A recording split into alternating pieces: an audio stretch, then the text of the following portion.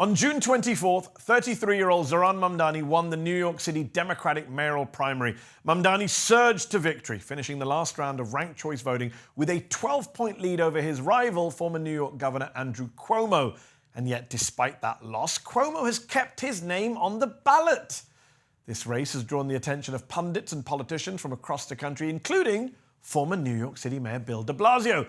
De Blasio is no stranger to Andrew Cuomo and had an incredibly contentious relationship with the former governor during his time as mayor. Since Cuomo entered the mayoral race, de Blasio has been outspoken in his criticism, calling the former governor a vindictive person, a bully, and someone obsessed with revenge. Meanwhile, de Blasio has praised Mamdani for his progressive agenda and even defended him from his critics. This effort to paint him as an extremist or someone unreasonable, I've talked to him many, many times. And I know an extremist when I see one. This is not an extremist. This is a smart, responsible person who happens to have views that are different. To share more of his thoughts on the mayoral race, I'm delighted to say Bill de Blasio joins me now. Thank you for coming on Mehdi Unfiltered. My great pleasure, Mehdi. So, got to ask, first question, how happy were you the night that Andrew Cuomo conceded the Democratic mayoral primary? I seem to remember you having a big smile on your face that night. I had a large smile. I could not hold back. Look, both because of my very strong feelings about what's wrong with Andrew Cuomo and the very nasty, negative, unfair campaign he waged against Zohran. But beyond that, what a shocking statement about the quality of democracy that with tens of millions of dollars advantage on Cuomo's side, with what appeared to be sort of a sweeping under the rug of all the scandals and issues, and then every attempt to villainize Zohran, this beautiful grassroots movement shook the world. Yes. And that, to me, beyond this moment, this one election, was kind of life-affirming about the power that people-centered campaigns actually still win. So Cuomo was asked to resign by a bunch of top Democrats in New York a few years ago. Senator Gillibrand, multiple members of the House, city officials.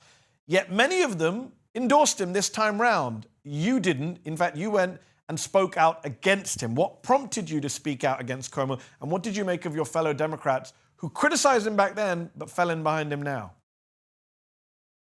It is painful to think about people who I thought had a conscience, who I thought were acting out of some morality when they stood up to him and called for his resignation, and then absolutely airbrushing the history. I mean, I was particularly shocked with Senator Gillibrand, who, made a name for herself addressing issues of sexual harassment and sexual abuse, but could not remember what Andrew Cuomo had done to 13 women, according to, the United States Justice Department under Joe Biden, no less.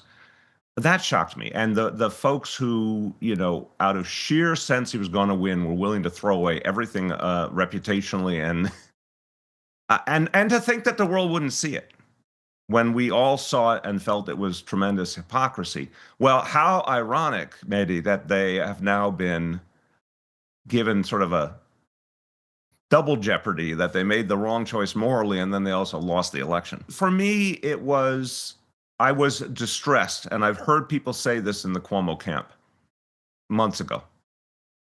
I would tell them, sooner or later, the public's going to catch up with you guys and remember the harassment of women, remember the deaths in the nursing homes and the lies. And they literally, I had people say breezily, no, because of Trump, the Me Too movement's over. Trump got elected president. Wow. No one cares about Me Too anymore. But in fact, it's New York City, and the way Cuomo showed no contrition, no acknowledgement of what he did, that actually did register. And people cared. Yes. You've praised Zohran Mamdani for his focus on kitchen table issues, affordability. You've called him, quote, an incredibly smart, hardworking guy who has a vision for the city. Have you officially endorsed Mamdani for mayor? No, I have not. I've had great conversations with him, and we haven't gotten to that conversation yet. But what I can say is the misrepresentation of Zohran is almost unprecedented to me. There is everything, anyone who listens for even a few minutes, you understand this is a profoundly humanistic person. He is someone who cares about communities from the grassroots, who has just a passionate feeling for New York City and our neighborhoods and all the different beauty in them, human beauty, and was willing to take a huge chance and try and do something that he knew almost everyone would tell him was impossible. And I find the nobility of spirit in that.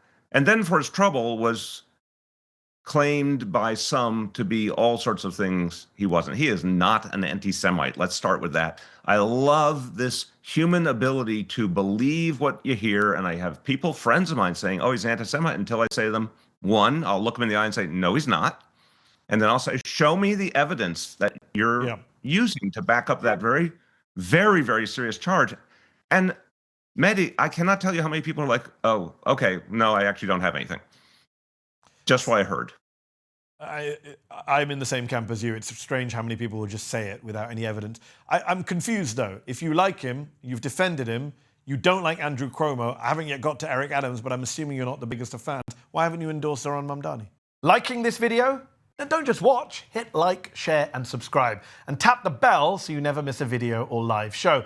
But if you want early access to exclusive content, then you have to head to zeteo.com and subscribe now. You'll be supporting fearless, independent journalism. Just a matter of wanting to talk to him about what is best for him and his campaign and the right way to do things, but also to talk through some issues together. Just hasn't happened. Obviously, the world got very fast for him. So I'm in a position now of, I will say exactly what I feel. Yep. Endorsement is just, to me, a kind of a different matter in a political context. We'll get to that conversation. So you've been vocal about Mamdani, vocal about Cuomo. One candidate you haven't been as vocal about is Eric Adams. He's supposedly running on a platform of fighting anti-Semitism. That's his ballot line. It's outrageous. End anti-Semitism. And yet he hosted an anti-Semitic influencer, Sneeko, who's praised Hitler on a live stream at Gracie Mansion recently.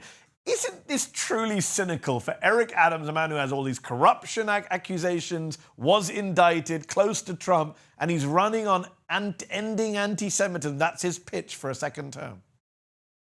Well, I think there's more than one thing to talk about here. I think the big story here, and it starts with Andrew Cuomo, and obviously to some extent could continue with him and with Adams, is this almost the stereotyping of the Jewish community of New York City. Now, I represented 1.2 million Jewish people as mayor and was very close to the community. But when you're very close to the community, you know it's an extremely diverse community. The reason I say that is there's a lot of Jewish voters for Zohran. Let's start with that. Yep. A lot of progressive Jewish voters who felt he was the right solution for New York City and also agreed with him in many ways on issues related to the Middle East.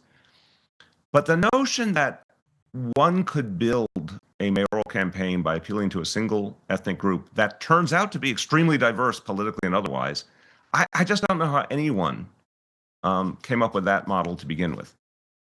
So put that there. I also think, look, I would just say about Mayor Adams, the part about the way he's lived his life previously and his connection to the Jewish community, I actually think that is consistent. I think he has been close to the Jewish community. I certainly think he believes in fighting anti-Semitism. As we've seen in too many cases, some of the people he puts around him, whether employees or otherwise, just really raise questions about whether he or anyone on his team was thinking it through before they did it. So, yeah, I think his team is a whole separate issue about how bad the people around Adams are. Just coming back to Mamdani, when he was questioned about his progressive agenda of free buses, freezing the rent, free childcare, during the primary campaign, he often cited your policy record as mayor in accomplishing rent freezes and securing universal pre-K. So, from your perspective as someone who's done the job, how practical are his policy goals? Because people on the left are often dismissed as utopian, impractical. Where do you think he will encounter difficulties in trying to enact his progressive agenda? His goals are absolutely appropriate and attainable. I'm sure you might have some of the feelings I have about the insane actions of the New York Times and first saying that they would not endorse for mayor and then coming out with a screed of an editorial attacking Zohran and basically saying, yes, Andrew Cuomo's corrupt, but vote for him anyway. I think it's one of the low points in the entire history of the New York Times. Why do I say that? Because their rap on Zohran was in large measure, look at this idealistic dreamer with unattainable plans. Well, guess what? 12 years previous, in the mayoral primary endorsement, when they did endorse, they went against me and they said ideas like universal pre-K would never happen. And I would have no fallback. And why would we want a mayor who was so impractical? So basically, the New York Times position over the last 12 years is vision or boldness or transformational change are disqualified at the starting line. Zohran is talking about things that are necessary. Free buses to respond to the extraordinary cost of living challenge of the city, but also to get people onto mass transit. The idea of grocery stores in a city filled with food deserts and with food that people can't afford makes all the sense in the world. Why wouldn't we try it? Yeah. Or it's a pilot scheme making in 5 boroughs. more accessible. I think it's a pilot scheme he's offering out. It's a pilot scheme, and that's the other thing. It was treated as like Soviet-style, Yes. immediate economic transformation, as opposed to what it really is, which is a pilot for each of the 5 boroughs. But it's a perfectly logical idea. So I think he has been put in the same box I was put in, but with Islamophobia added on top and fear of someone who calls themselves a socialist. His ideas respond to the moment, and the idea that the alternative idea of accepting the status quo is the truly insane proposition. The New York Times editorial board you mentioned a moment ago, when they refused to officially endorse a candidate, they said about Mamdani, in fact, they compared Mamdani to you negatively, saying his agenda reads like a turbocharged version of Mr. de Blasio's dismaying mayoralty. What did you think of that line? I thought it showed basically a neoconservative bent that has become more and more evident in the Times editorial board, and it's shocking to me as someone who grew up believing the Times as a liberal sort of bulwark in the world of journalism. I mean, what I experienced as mayor over the years was a declining interest at the Times, declining interest in New York City to begin with, but also the declining interest in progressive policies. And interestingly, in the board, there are these rather conservative voices who seem to have won the day there. My mayoralty wasn't perfect, but we did see the city through COVID and to a substantial recovery. We did pre-K for all, added a whole grade to our New York City public schools for free. We brought crime down to the lowest levels in the 1950s, and we had more jobs than any point in New York City history. That's not crazy extremism. Yeah. So something about me and my vision set something off in the New York Times. And I think what it is for me, and even more so with Zohran, is a recognition that the status quo, this rich get richer, highly stratified status quo in New York City, that the New York Times is absolutely a part of, and in effect, a spokesperson for, or a vehicle for, that it was no longer an acceptable state of affairs for many New Yorkers, especially younger New Yorkers. And rather than the Times saying, let's recognize that we need new solutions, it was easier to sort of take the trope of, this is extreme and look at this mess we're in. Yeah. I don't know, if you go and talk to working class and middle class New Yorkers all across the 5 boroughs and ask them, do they like pre-K for all, for example? Or did they like our efforts at public safety, including reforming our police department? You will generally find a lot of agreement. So I think there's also just a profound elitism and disconnect from the life of the city that's pervading the editorial board of the Times. So on that note, and sticking with the practicality debate, like Mamdani, you also sought to raise taxes on wealthy New Yorkers to fund your universal pre-K initiative. Andrew Cuomo, then governor, refused to levy the tax you wanted. He instead allocated state funding to cover the program. How likely is it that Mamdani is able to work with Albany, with Governor Hochul, to raise taxes on wealthy New Yorkers, to increase corporate tax rates as he wants to, as he says he plans to? Hochul is dead against more taxes on the rich. He's come out and said that very explicitly in recent days. Oh, as did Andrew Cuomo in 2014. But the problem for him was we built such intense support for pre-K for all that the members of the legislature, including close allies, came to him and said, we can't vote against this. And he, his last hill he would die on was to stop any taxes on the wealthy, because that's who he represented. That's who backed him. Those were his friends. And so he miraculously found $300 million lying around somewhere in the state budget because it became a matter of political expediency. Now, we have a very different situation here. I think Kathy Hochul is a person who's substantially more decent. I don't agree with her on the question of taxing the wealthy, but she is much less Machiavellian and a much more reasonable person than Andrew Cuomo. We have a Democratic state Senate. I had a Republican state Senate that was dead set against me. We have a Democratic state Senate, and our legislature is fairly progressive. And Zohran spent 5 years as a member of that legislature and knows it and is liked. That doesn't mean snap your fingers, he'll get done what he wants. It does mean it's perfectly viable. It's a fair fight. And it will align to how much support he creates at the grassroots. And I think he's very good at that. You mentioned the Islamophobia earlier. There's also the anti-immigrant animus. The New York Times' ridiculous piece about him not being African. President Trump openly threatened to arrest and deport Mamdani if he defied ICE orders as mayor. What does this say about the state of our democracy, that the President of the United States can make a threat against a Democratic mayoral candidate, one who happens to be a Muslim immigrant? We can see with our own eyes that something is profoundly broken. My parents went through the McCarthy era and were deeply hurt by it. And so I grew up with the stories of what happens when our democracy really corrodes. And in some ways, the McCarthy era was worse than what we're going through now. In other ways, not as bad. But where the commonality is when you see these kind of outrages, when you see an absolute violation of our Constitution, our norms, our values, you have to fight it. And the only way, there becomes a critical mass moment. I think the story of McCarthyism, there was a critical mass moment when finally people who should have long since spoke up finally did. The President of the United States is not going to arrest the mayor of New York City or take over New York City as he's claimed.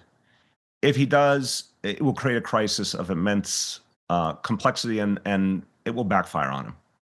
The bottom line is we have our own laws. And the founders, whatever their imperfections, the founders were really, really clear about states having an immense amount of independence and power, and cities are legal creatures of states. Even with this Supreme Court, there is no context for arresting a mayor of New York City simply because they have a policy disagreement and they're working within their legal right as a local leader. So, and it will create, I also think the people of the city will not stand for it. And I've said, we need to literally and figuratively surround Zohran and protect him. It's because he is elected. And we know there's another stage, but so far, in the first round of the primary, the people of this city spoke, and it's still a democracy here. Yeah, it's sad that a former mayor of New York has to say we have to protect the possible future mayor of New York from the President of the United States. That's where we are. Last question to you. You said in 2022, after ending a congressional campaign, you were done with electoral politics.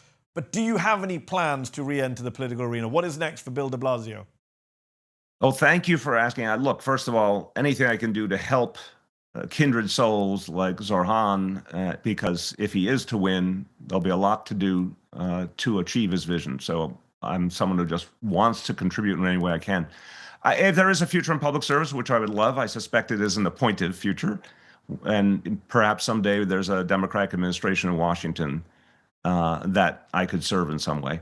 So I still want to serve the public, but I think my electoral days it was fun while it lasted, Mehdi. It was fun while it lasted. I mean, you didn't do too badly, mayor of one of the great cities of the world. Bill de Blasio, thank you so much for your time.